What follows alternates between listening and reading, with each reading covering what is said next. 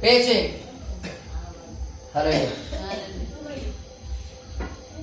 হে আমার ভাতৃগণ, যদি কেহ বলে আমার বিশ্বাস আছে আর তাহার কর্ম না থাকে, তবে তাহার কি ফল দর্শিবে?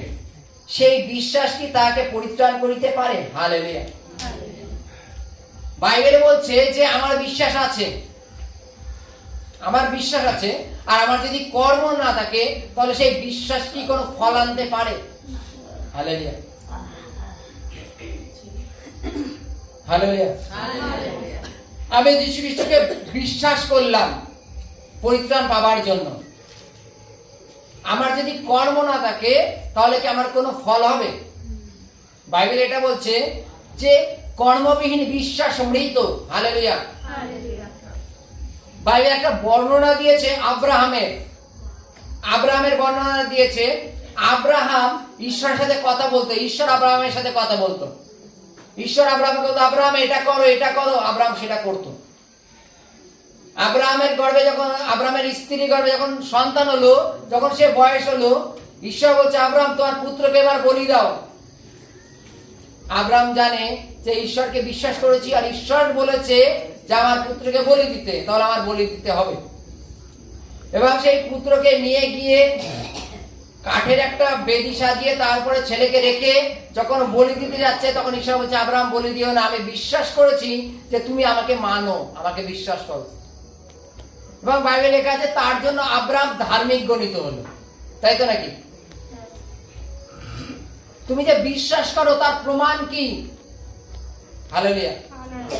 বলো, কই আমাদের কাছে তো ছেলে মেয়ে বলি যাচ্ছে না, তাহলে আমরা কি করে চিহ্ন দেখাবো?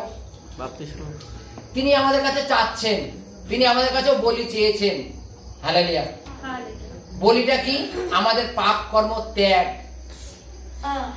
আমরা পুরাতন মনুষ্যটাকে যেন বলি দিই, পুরাতন মনুষ্যটাকে যেন ত্যাগ করি, এটা আমার কাছে চেয়েছেন, আমাদের কাছে। আর এই কর্ম যদি আমরা না করি, তাহলে আমরা প্রভু যীশু খ্রিস্টকে বিশ্বাস করেছি, তাহলে তার কি ফলের আশা করি? আমরা কোন ফল পাবো? হালেলুয়া।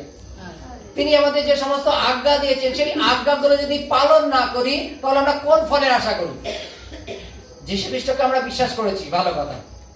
এবং আজ্ঞায় তিনি আমাদের বিভিন্ন রকম আজ্ঞা দিয়েছেন, যে তুমি প্রতিবেশীকে প্রেম করো, পিতামাতাকে সমাদায় করিও, প্রতিমা নির্মাণ করিও না, আমি ব্যতীত তোমাদের অন্য কেউ না থাকুক, নরহত্যা করিও না, ব্যভিচার করিও না, মিথ্যা সাক্ষ্য দিও না, বিভিন্ন ভাবে আজ্ঞা দিয়েছেন। এই আজ্ঞাগুলো যদি পালন না করি, তাহলে শুধু বিশ্বাস করে কি লাভ? হালেলুয়া। আমি কোন আজ্ঞায় পালন করলাম, শুধু বিশ্বাস করলাম, পালন করলাম না, বিশ্বাস করলাম, তাহলে আমরা কি স্বর্গে চলে যাব? আজকে পিতা মাতাকে সমাদায় করতে বলছে, পাড়া-প্রতিবেশীকে আপনার মতো প্রেম করতে বলেছে। এগুলো আমরা সমস্ত যদি না করি, শুধু বিশ্বাস করলাম, অথচ পাড়া-প্রতিবেশীর জন্য আমি মনে ঘৃণা রাখলাম, হিংসা রাখলাম, ক্রোধ রাখলাম, আমরা কি স্বর্গে যেতে পারবো? আজকে যখন আমরা যীশু খ্রিস্টকে বিশ্বাস করেছি, তাহলে যীশু খ্রিস্টের মতনই আমাদের হওয়া প্রয়োজন। তিনি বলছে যার দুটো আছে, তার যার নেই তাকে একটা দিয়ে দাও। তাই তো নাকি? তোমার যদি দুটো জামা থাকে, যদি যার নেই, শীতে কষ্ট পাচ্ছে, তাকে তোমার থেকে একটা জামা দিয়ে দাও। এটা করো। তোমার যদি ডবল খাবার থাকে, যার খাবারের জন্য ক্ষুধিত আছে, তাকে একটা দিয়ে দাও। এই প্রেমটা আমাদের মধ্যেও নিয়ে আসতে বলেছে। যদি এই প্রেমটা আমাদের মধ্যে নিয়ে আসা হয়, তাহলে পাড়া প্রতিবেশীর বিরুদ্ধে আমাদের আর ক্ষোভ, রাগ, হিংসা এগুলো থাকবে না। থাকবে না।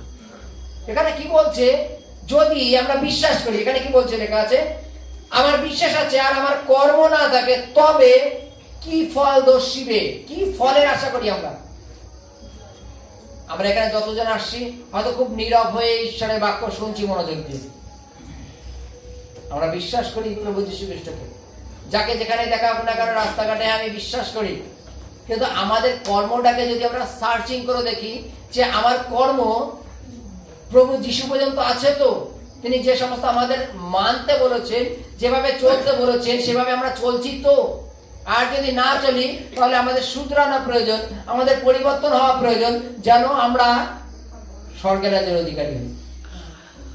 আমরা পরিত্রাণের জন্য দৌড়ভাগ করি, উদ্ধারের জন্য দৌড়ভাগ করি, অথচ ঈশ্বর আমাদের যে কর্ম দিয়েছেন, ওই কর্মটা আমরা দেখাই না।